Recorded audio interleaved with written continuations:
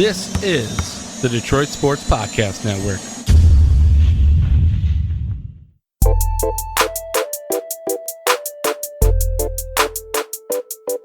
Every single week we move forward, I'm just trying to figure out how this show will look week to week. Life is so different, Stroz. And of course, this is the practice squad, and coming up today. We're only a week away from the draft, so we're going to get into that later on in the show. Also, if you haven't seen on Twitter, I got the police called on me for video game raging. And in about 5 minutes, Stroz thinks the Lions coaching staff is going to cost themselves their jobs because of this. But Stroz, I just want to, check up on you. I've been of the unemployed, which is, 20 million in this country have been laid off in the last month. But I've been there now for 2 weeks, sitting at home all day, every day. How you doing? How you holding up? How the hell do you do it, man? Like, it's only been about a week and I'm stir crazy. I have been very productive. In fact, I'm the kind of person who has a hard time, like, having a lazy day, not doing anything. Like, when I'm working on a Saturday or Sunday, if I don't do anything productive, I feel, like, wrong about that. But, like, I built a frickin' website. bnevershuts.com hosts all my podcasts now. And then, this is one of 4 podcasts I do. I don't know how many you do. I know you're part of many as well. I do 4 as well. Yeah. So, like, that's a big part of it. You do 4 when you work full time. I was only doing, 2. So that's a big part of it for me is, just adding projects and definitely, some level of, what's good for me. And we've talked about it and we're going to talk about it here, but like video games for me are so social that like it's hard to get tired of them because it's like not about the game as much as it is about like the people I'm hanging out with.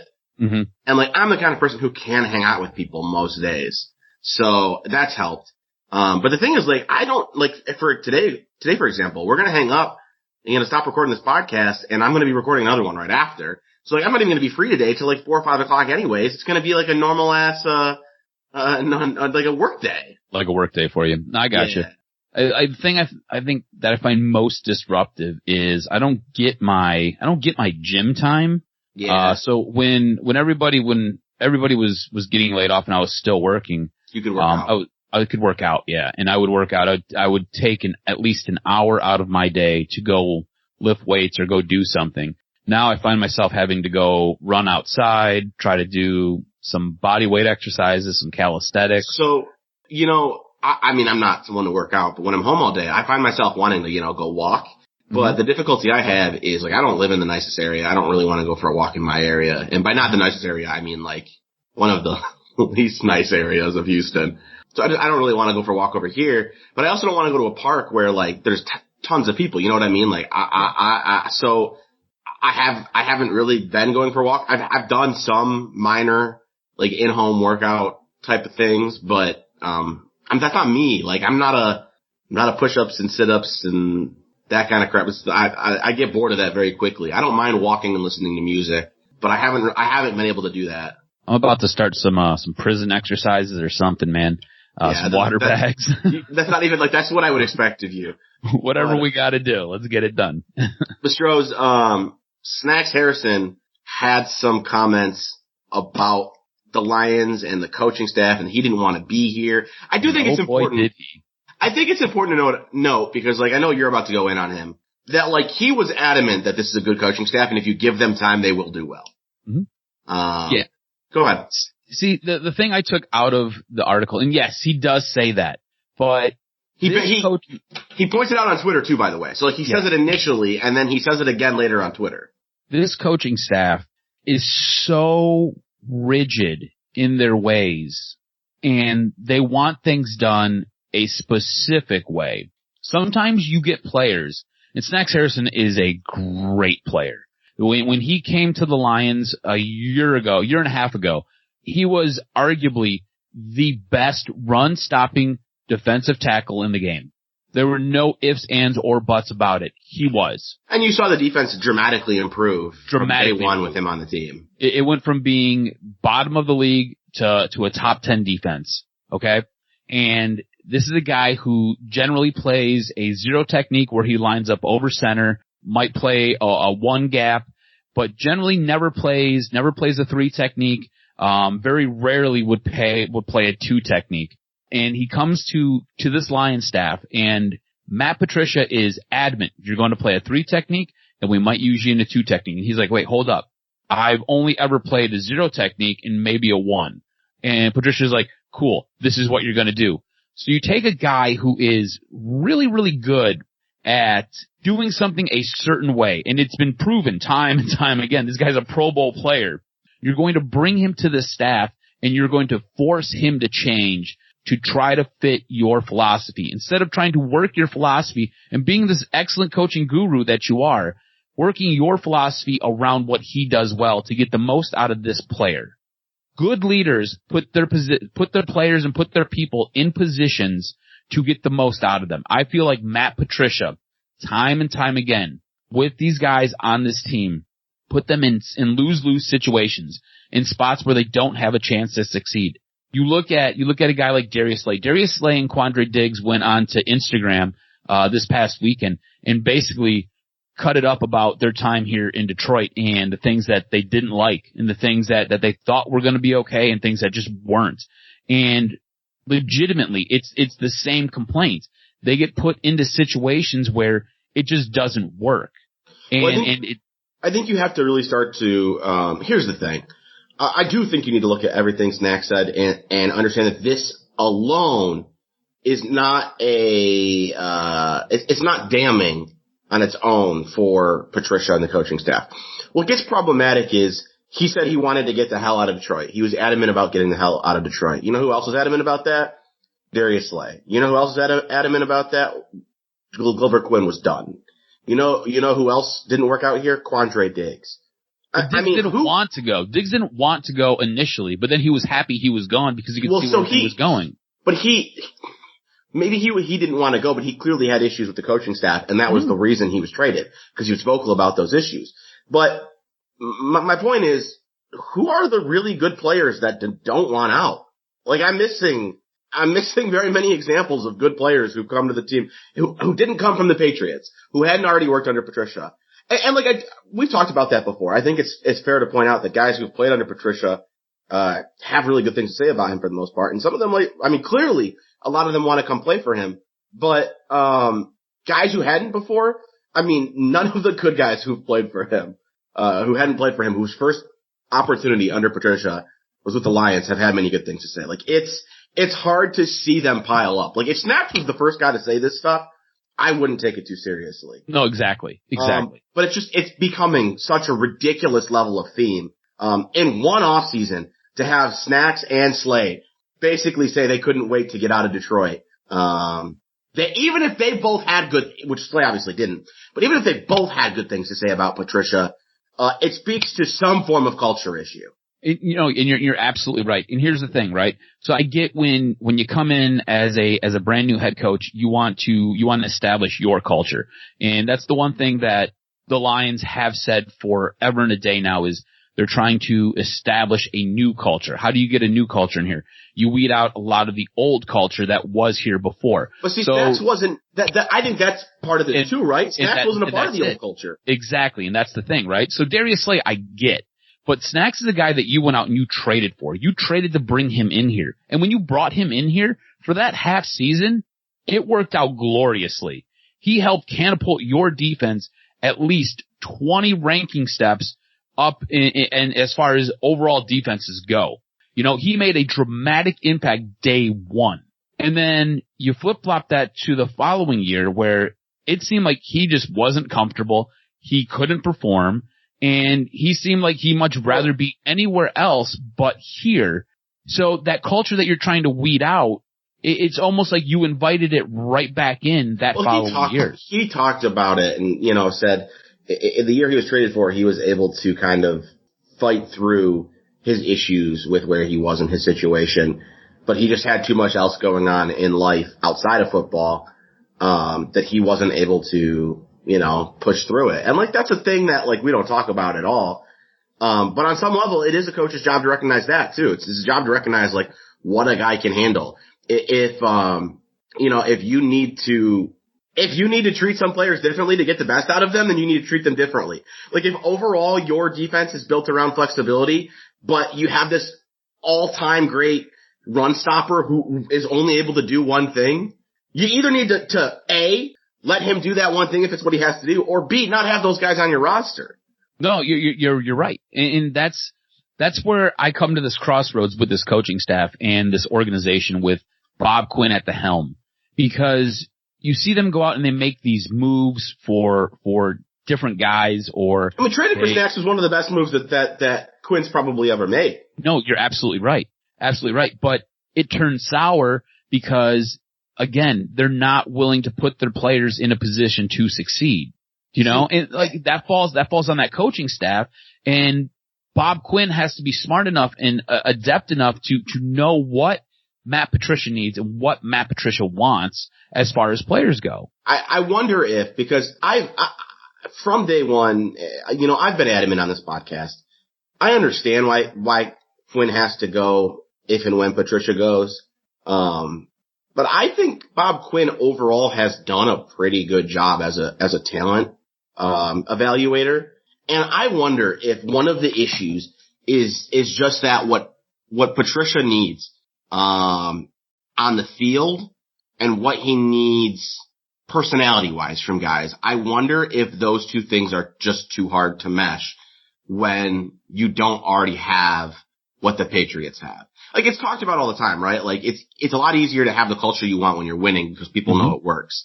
I wonder if it's too hard to get, you know, on the defense especially, 11 guys who are willing to play all over the field in roles that they don't normally play. And also, you know, the Lions just in general, their defense does things differently. Whenever you see the charts about pass rush, like, we're in a time when the NFL views passing the football and getting pressure on the quarterback as more important than ever before. And Matt Patricia doesn't see it that way. And I just wonder if it's too much of an ask to evaluate talent that A, is good, B, fits Patricia, and C, is mentally prepared to do what Patricia needs him to do. There's probably something there. You could probably make that case. So like you said, right, it's easy when you're winning. When you're Bill Belichick, it's easy to say, hey, this is what we're doing, this is how we're doing it, get on board or you get out, you know? But that's because you have that lineage, you won. Matt Patricia hasn't won anything as a head coach. Bob Quinn hasn't won anything as a general manager. So when you come in and you try to tell these Pro Bowl caliber players, these guys who know they're good, that, hey, stop sucking this guy off, or, hey, you know, we're going to play you out of position and we need you to perform. And they're just kind of looking at you like, I can't do that. Like, physically, I can't play the 3 technique. I'm uncomfortable doing it. And you've seen it all last year. Snacks really never got comfortable. Snacks would come out after games and be like, I had the worst game of my career. I was horrible. You guys deserve better. Like, Snacks owned up to it on Twitter, owned up to it to the press, owned up in the locker room to it all.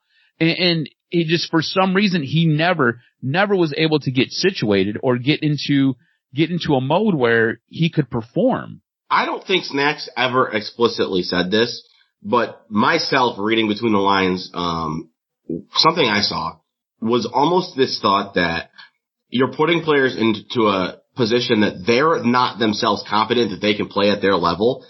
And long term, that can hurt their career. You know, football's a very short business. You don't last for long.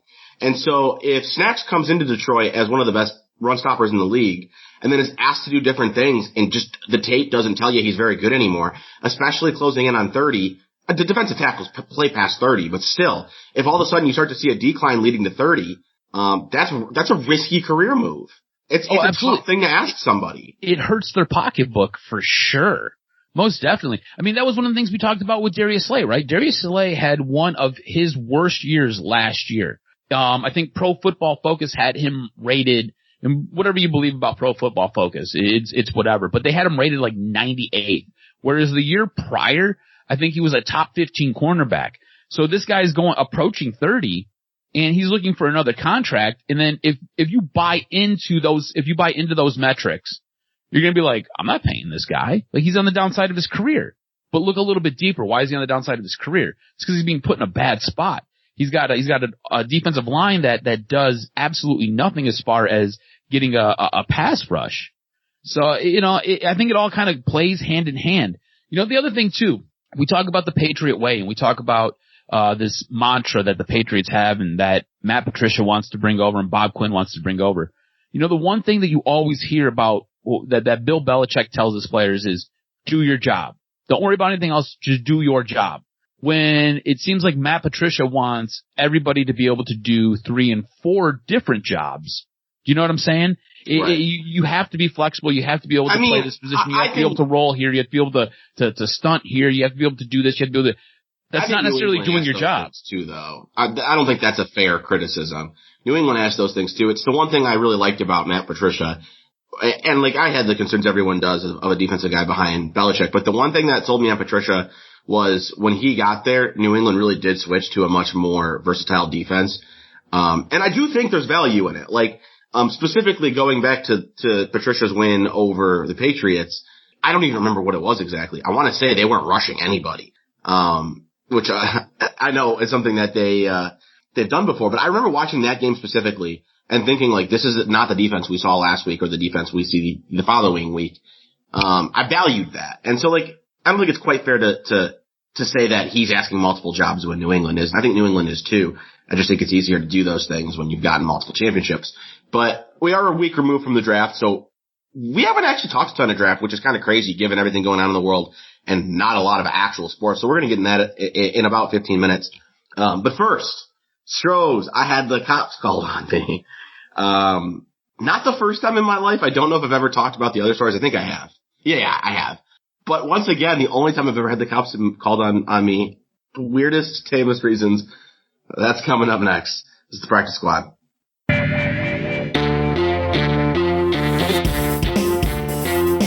So, Stroz, as soon as this happened, we're talking less than 10 minutes after this happened, immediate reaction was, okay, what the hell's going on? Then as I calmed down, it was, okay, this is kind of funny. Then it was, oh, this is a good story for Stroz. Short story is I was playing video games and got the cops called on me. You want the long extended version, Stroz? Oh, I want all of it. Mind you, I seen this on Twitter and I was like, cool. We got a middle segment for the podcast. This is going to be great. Well, so I already did this middle segment on my podcast, Andrew and the Outsider, which you can find on bnevershutsup.com. But I thought it would look quite different with you because you are not my co-host on that podcast is probably the tamer of the two. So that sets it up for you, how different that is. But, yeah, so what day was this? I want the full story. I want all of it. This? I texted you. Oh man. I don't know if it actually matters, but we're a little ways removed. I don't know, 4 or 5 days. I think it was Monday or Tuesday. Let's say it was Monday. Okay. You know what? I record on Sunday, so it was I think it was Saturday. But anyway, so I'm playing video games and the way my, apartment is set up, whenever somebody walks across my blinds, I see the silhouette of a body. And I thought it was interesting because I never see anyone walk across them. It's very rare. I see someone walk across, knock on the door, and then walk back. Okay. I was like, I'm just not going to answer. I don't know what the hell it is. Social distancing. I'm not going to answer the door. They said something, but I couldn't hear them. I have headphones on when I play video games.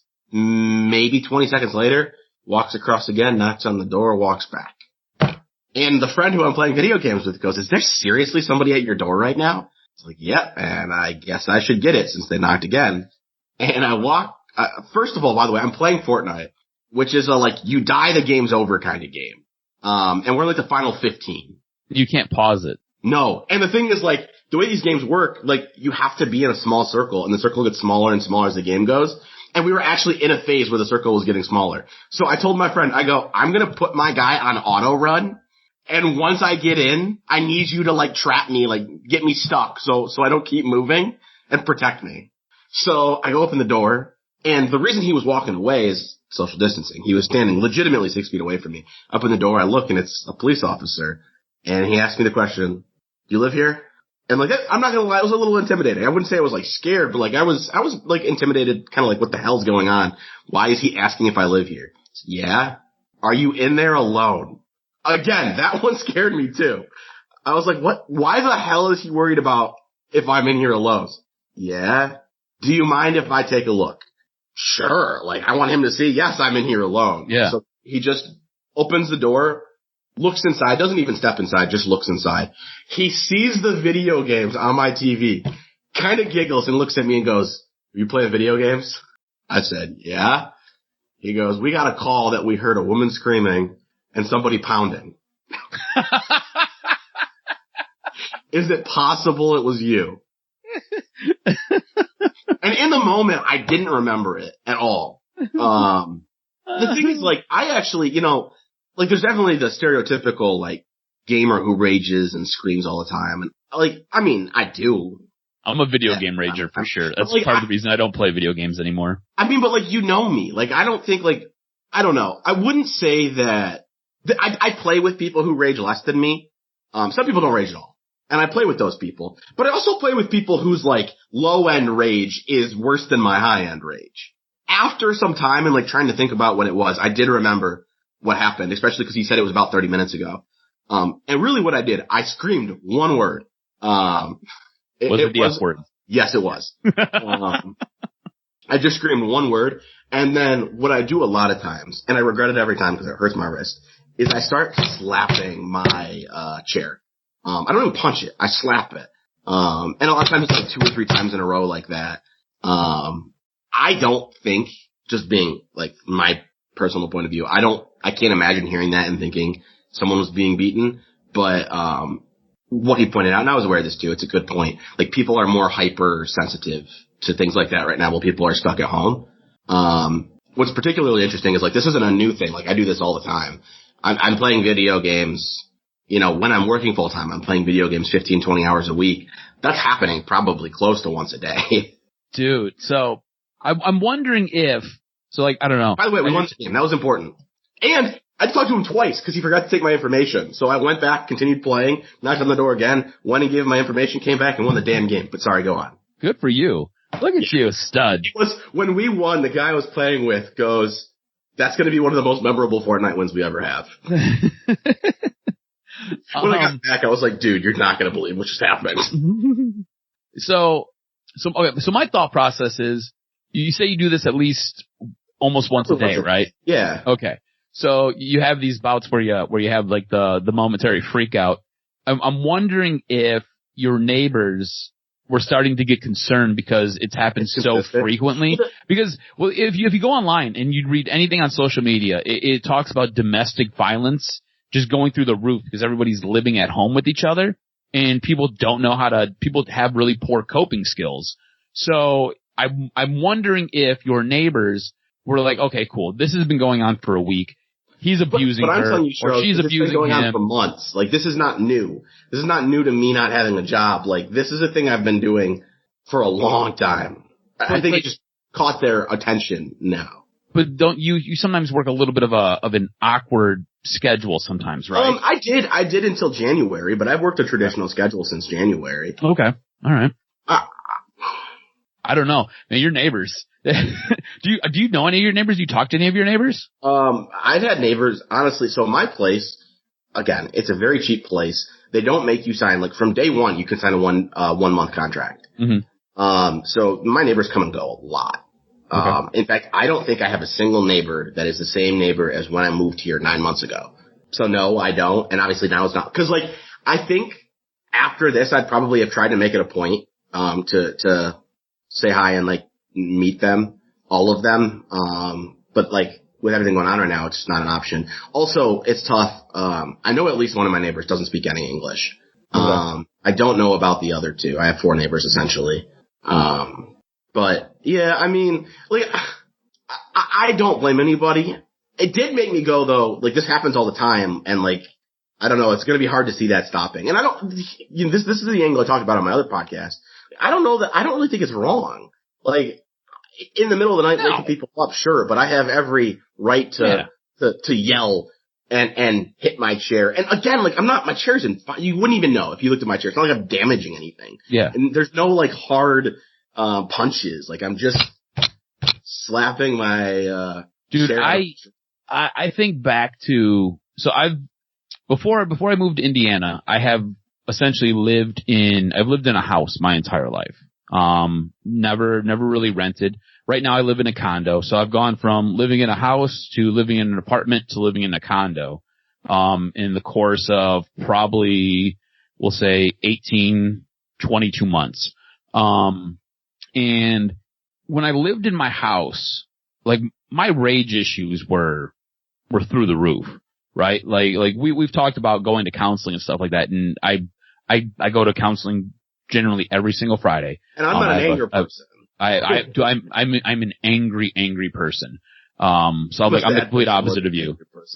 So, I've gotten a lot of that under control, but when I lived in my home, when I lived in Hamtramck, if I lived in an apartment or if I lived in a condo, there is no way in hell I wasn't having the police called on me. And legitimately, I'm surprised I didn't have the police called on me. There was a time where I ended up getting into a fight with my ex-wife where I picked up a chair and I slammed a chair through a table, and then I picked the table up over my head and I slammed it into the ground and I broke it into a bajillion little pieces. Like I just lost it. Like we got into something super heated, and she was the same way. Like she was angry and she was fiery. Like there's a story where we got into it and it was about the dishes, and I had made some kind of offhand comment to her as I was washing the dishes because she didn't end up doing the dishes, and the joke was I'm the dish fairy, because I just come in, I wash the dishes, and all of a sudden the dishes are magically put away. Anyways, I got tired of it one day. I'd come home from work. I'd worked a long day, and she had the sink full of dishes, and I was pissed. And she was pissed, and we got into an argument, and she's in the other room, and I'm in the kitchen washing the dishes, and I muttered something, and she was like, "What'd you say?" And I said, I just kind of blew her off. And next thing you know, all I hear is, as she's running from the other room, I turn my head and I look, and she dots me in the side of the face with a punch. And I looked and I was like, "Bitch, what are you doing? Like, I will fuck you up." So like, that's like, I never had the cops called on me for anything. And I had moments like that. There is no way I could have lived in an apartment. Actually, I did have a rage moment I have two rage moments when I lived in Indiana. We never had the cops called, which was so weird. I feel bad hearing my rage moments, hearing yours. Oh, dude, we could do a whole podcast on my rage moments. Can I give you, I may have given this story before. We're on episode 19. Have I ever told you about what I think is most comical Lions rage? I don't think you've ever told me this. So, I mean, I've had plenty of them, and I've had some more that were like, not funny. They were just, I mean, maybe funny from the outside looking in, but like, it's funny looking at myself now. Growing up, I had a really hard time with Lions losses. I still do, but, I think as I've gotten older, I've come to understand how unimportant they really are and done a better job. But like, I still feel that anger. I just understand how unimportant it really is. My first year living alone, keep in mind, like, I had season tickets. I watched every game with my dad. Like, this is really new to me, watching games alone. But my first year living alone, I believe it was when they lost to the Titans back in 2016. I don't remember for sure.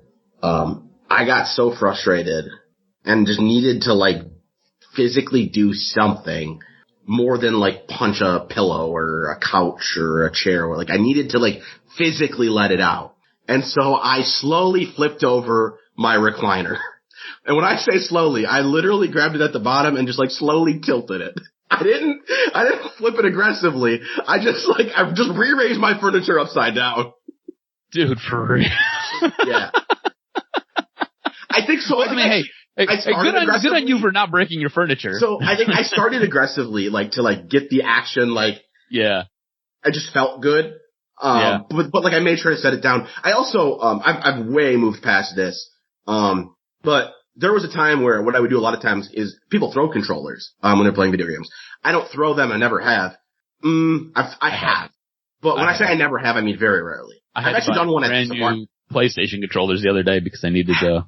But the thing is, like, I'm very, like, when I've thrown them, it's like, I'm aware, like, I'm throwing them softly. What I used to do is, like, start to slam it and then set it down softly. Like, just that starting that motion for me helps, like, remove that frustration, and that's all I need. You're better than me because I've got to break things. Like, if I'm not breaking it, then it's just the rage just builds. I feel bad when we like go off into all these tangents, but this is just a good place for me to tell. Like I have some fun stories with this, so I don't care. The podcast I love your stories. The podcast runs long. We've got all the time in the world, man. You just tell your stories. And we are going to talk NFL draft, Lions drafts coming up here in just a couple minutes. The single funniest thing I've ever seen in video game rage is I lived with a roommate for like 15 months. And to be honest with you, he was never like, he didn't really, I don't think I ever heard him scream or ever saw him hit anything, but he was definitely prone to throwing controllers. And he had an Xbox Elite controller. If you're not familiar, it cost $150 and has 4 extra buttons. You probably can't even imagine why the hell you need 4 extra buttons, Stroz, no, but there is a value to it. When you're playing games, I have one with 2 extra buttons, but that cost me $30. When you're playing some games, Stroz, like, I'm trying to think of how to explain this to you. I basically have them so I don't have to take my finger off the analog sticks. Because the analog sticks control my movement, right? Yeah. If I have to take my finger off that to push a button, I can't move and push the button at the same time. You're talking about like fractions of seconds, but when you're playing games seriously, those matter. Yeah. So he had a $150 controller with 4 buttons on the back, and he got frustrated at a game, and he slammed his controller. We're playing the same game together, by the way. It was NBA 2K Pro-Am, where basically it's 5-on-5, everyone controls one player. So us 2 are playing, and then there's 3 other people not obviously in the apartment, they're playing elsewhere. And he's our point guard too. I see him slam his controller, and buttons go flying all over the room. And I've seen people throw controllers before. I've never seen buttons. And when I say flying, he spent the next like 7-8 minutes trying to find his buttons. I had to tell everybody else, hey guys, our point guard's controller is in pieces.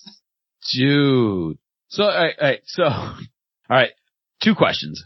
Okay. 1, what did that do to the game that you guys were playing? You guys lost? Okay. And 2, was it damaged beyond repair? So he got the controller, some of it working. Some of the buttons, I want to say 4 buttons came off. Some of them kept working, some of them didn't. It was the end of that controller eventually, but not immediately. Okay. Like it was still usable, but needed like workarounds. Yeah. In the moment, see, like I understand you can laugh at that person. Plenty of people would. I'm too nice. I will not laugh at that person in the moment because I understand that just sets that frustration further. Yeah. But it took everything in me to hold that in because it just looked hilarious. He was so mad in the moment, but after like 2 or 3 minutes, he kind of realized how funny it was himself and started talking about it. He was like, I just can't believe that just happened. What set him off? What was the play that set him off? I don't know. Like, I honestly don't know. So I've been playing 2K Pro-Am again. It's basically 5-on-5 NBA 2K, and everyone controls one player. I've been playing that game with him for 4 years. And the first year, we were really good. The first year, we were going up against like teams that were ranked top 100 in the world and consistently playing good games with them. The next 2 years were absolutely trash. Like different teams. We played with different teams. And it was really hard to adjust. In fact, I stopped playing nearly as much because, you know, when you play at that high level and come down, it's really hard. Mm-hmm. And I think that was the first year after we were playing on that team. So I think some of it was just frustration that like, you know, when you know you can play at that level, but the people you're playing with can't, it's hard. Mm-hmm. And I think it was just a frustration with not being able to play at the level he was using. I got you. Oh, that makes sense. Not to brag, you know, I'm pretty good at 2K Pro-Am too. You are an elite video gamer for sure. Oh, I'm not. It's just time. That's all it is. I only play like 2 or 3 games so I can get good at those games. We'll probably do more stuff on I could talk about Rage for a while too, and it sounds like you got some stories. So who knows? We might find our way back there one day. But NFL draft, week away, coming up quick. We're going to talk about it. Practice Squad.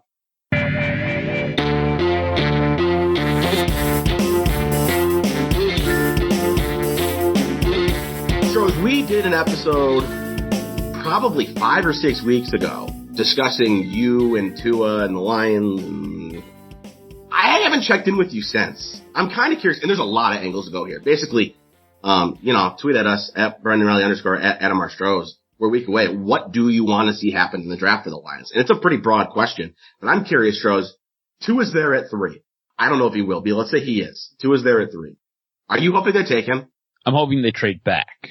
Okay. Now, if you can't get a decent trade and I've been using the Draft Network site, and I've been messing around with different mock drafts, and I paid the $30 for the year to sit there and do the trades and mess around with the mock drafts. And next week we've got a really special episode for everybody where we're gonna do a mock draft, and then I'll put it all into the Draft Network's program, and then we'll release it for everybody to see what we came up with. I want them to trade back if there's not a viable trade that comes to them, or something that just isn't worth it. Because when you're drafting at 3, you've got the chance to get a generational player. You've got a chance to get a player who's going to impact your franchise for at least the next 10 years. If you don't have anybody who's willing to trade with you and you can't trade back, then yeah, take Tua. Because I think Tua is a guy who, whenever Matt Stafford's career's over, whether it's whenever his Lions career's over, whether it's next year or the year after that, this is a guy who can then pick up and run for you and go. And it looks like, by all accounts, and this is just videos that have come out that he's released, it looks like he's in good shape. And there's been different things that have come out about his medicals. So as long as his medicals check out, and again, it's hard during coronavirus 2020, I don't have a problem taking him. But initially, I want them to trade back, whether that's a trade with Miami, whether it's a trade with Jacksonville, whether it's a trade with Oakland. I want them to trade back. I think we're in the same boat with the trade back. Man. You hate Tua. No, I don't hate Tua. It would be fun in a way. I don't think it's the right move. I was thinking about this.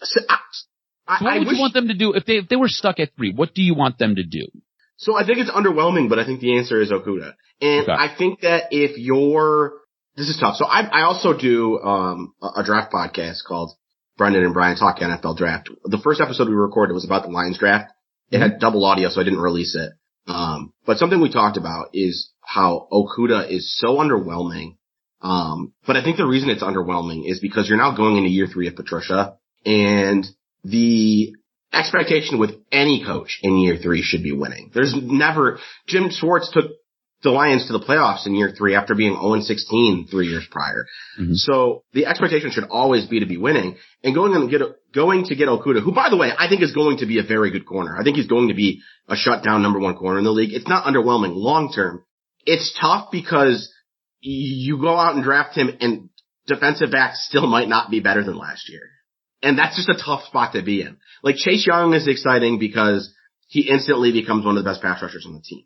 Trading back is exciting because now, even if, I'm okay, to be honest with you, I think people are hoping they get a 2 firsts from Miami, something like that. Honestly, if you can trade back with Miami, they're taking Tua, so that doesn't affect you. Unless Okudah goes at 4, you can move back to 5 or even possibly 6, still get the same guy. I'd be okay with just a second. I would take a second to move back 2 or 3 spots and get Okudah. And then I'd be pretty happy, honestly, because you're getting that cornerback who I think is going to be long-term a shutdown corner, but also you're getting a chance to add 2 starters in the second, a starter or 2 in the third. They have 2 thirds, I believe, correct? Miami? No, I'm sorry, Detroit. Yes, Detroit does, yes. So, you should be expecting everybody in the first 3 rounds to be starters. Doesn't everybody happen. So here's the thing. I was looking at what Bob Quinn has done with his drafts the last couple years, and Bob Quinn does a great job in the 3rd round. Cleans up house in the 3rd round. 4th and 5th round, he's got some diamonds in the rough. 6th, 7th round, they just seem like they're guys. Some are rotational players, some basically spend a year and then they're gone. Some are practice squad guys. His real struggle is in rounds 1 and 2, which it almost doesn't make sense, right? Because you've got the pick of the litter and you just can't seem to get it right. I'm trying to think through his first round right now. I don't think you can judge Hawkinson as a player yet. I don't think so either. Look, I would call Ragnow a win. Yeah, his best pick is probably Ragnow.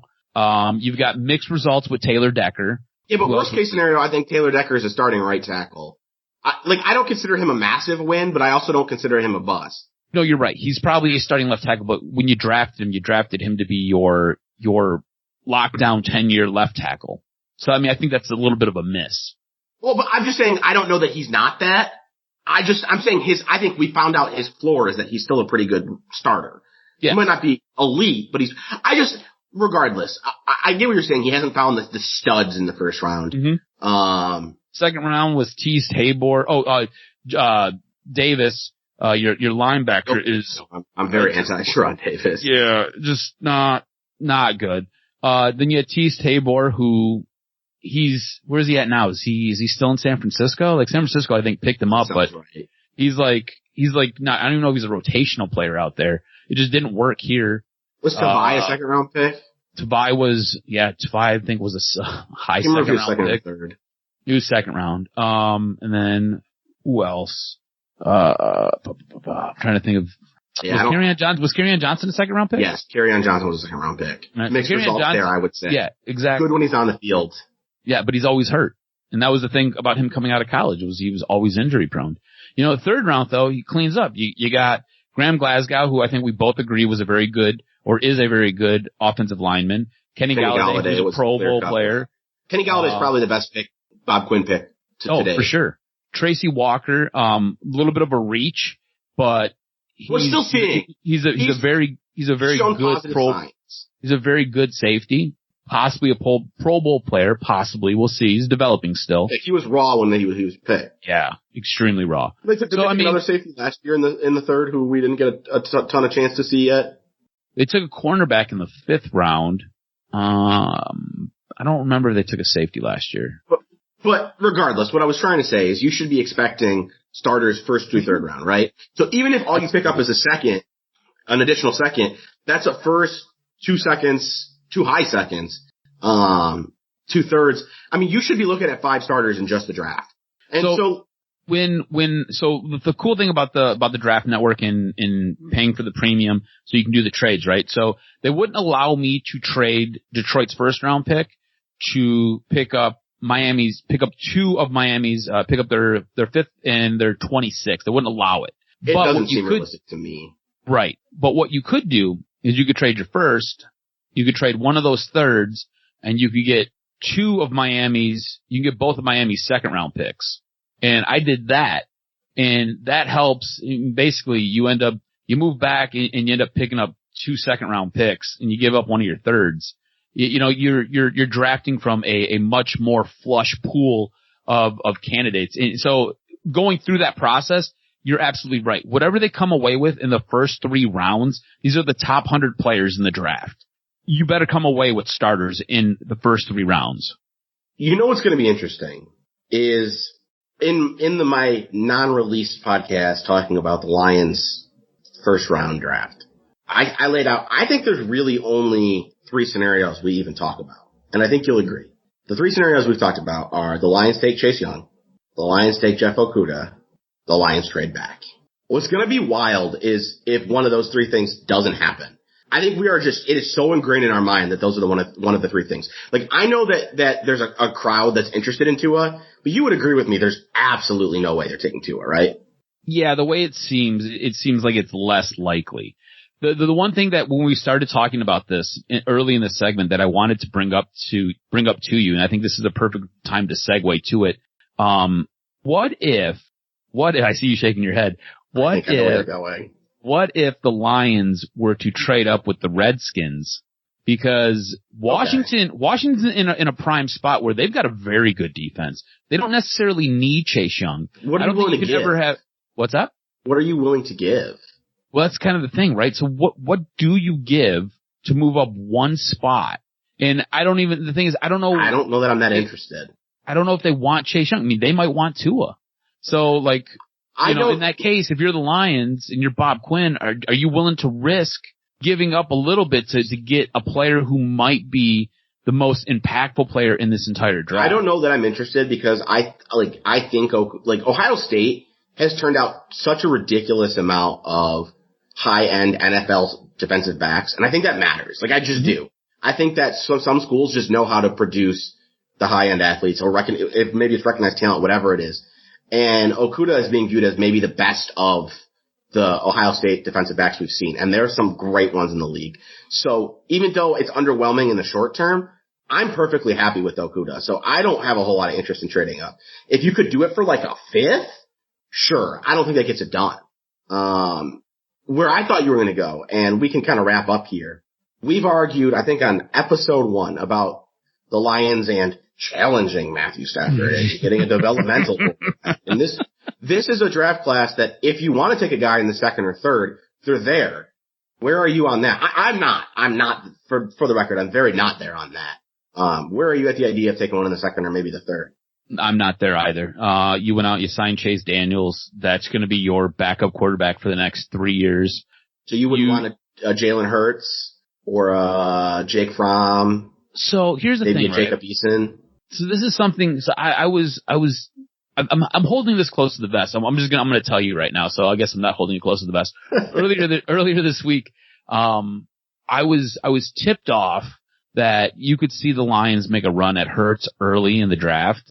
And the guy who told me this, I challenged him and I was like, why would they do that? Like, that doesn't make sense to me, right? Like, why would you go after Jalen Hurts, especially early in the draft? I don't see it. So then I started drilling down on him about his source and where he got his info from.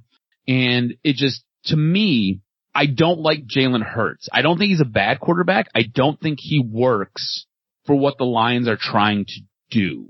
I think Tua is a better version of Hurts. This is such an awful thing to say, but it's the way I view this draft. I almost don't care how they affect how they work in today's system, because I don't think today's system is going to work, and I don't think these coaches will be here long term. If you think Jalen Hurts will work in the NFL, period, with the right guy, I think then who cares if he works with this system? Well, let me ask you this: where do you comparing him to Lamar Jackson? Where I said on Brendan and Brian Talk Draft, I think Jalen Hurts reminds me of Tyrod Taylor. And I think that can sound like a shot, but I think Tyrod Taylor at his peak was a serviceable starting quarterback. He was a quarterback you could win with. Mm-hmm. You're probably not going to win because of him, but I do think you can win with Jalen Hurts as a starting quarterback. I think if you have enough weapons or you have a good enough team. You should build the team around him. Yeah. Yes. Like, so like on a scale of 1 to Lamar Jackson, where do you place him? Because I think Lamar Jackson is probably the easiest for people to give me a play. 1. It's like, one like Troy Smith? Sure. Go Troy Smith. That's a good reach in the bag. I was trying to think of a really bad running quarterback, who had some time in the NFL. I think he started for like a couple games. He did. 6, 7. Okay, cool. So we're in the same boat, because I view him as a 7 on a scale of he will start in 1 the to NFL. Lamar Jackson. So like I don't think his ceiling, I don't think he's high end like Lamar is, but I think where's Mitch Trubisky? I think we agree you can win with him. It's just he's where's not Mitch going Trubisky to on this scale. So I call him a 5. I would say he's better than Mitch Trubisky. Oh, dude, Mitch Trubisky's trash. Like you have Mitch Trubisky as a running. I guess he is a running quarterback. That's how he kind of came into the league. Dude, so you don't think it's that way. Dude, no, that's not because he's white. It's just the way that they've used him last. That's why I'm not gonna lie to you. That's part of why I brought it up. I realized we were only talking about black quarterbacks.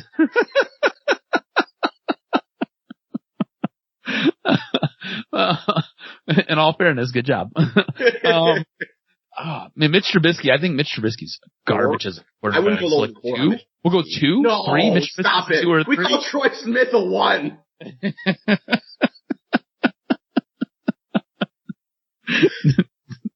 Negative 1? I don't know. Whatever. Trubisky's garbage. He's bad, but he's not. I can't wait to watch Nick Foles take his job. All right. Well, like you said, next week we're gonna do a full mock draft. By the way, Stroz, I probably should have warned you. I'm actually doing one of those. Like after I get off, I'm doing one of those. I'm doing one again on Monday, and then my final one with you is on Thursday. I am going to have 3 mock draft podcasts out. That's awesome. But that's gonna do it. You got anything else before we wrap up this long episode? This is a long episode. This was fun, man. I love mock drafts, and I can't wait to do next week's. Next week's going to be a lot of fun. All right. Thanks for listening. This is the Practice Squad.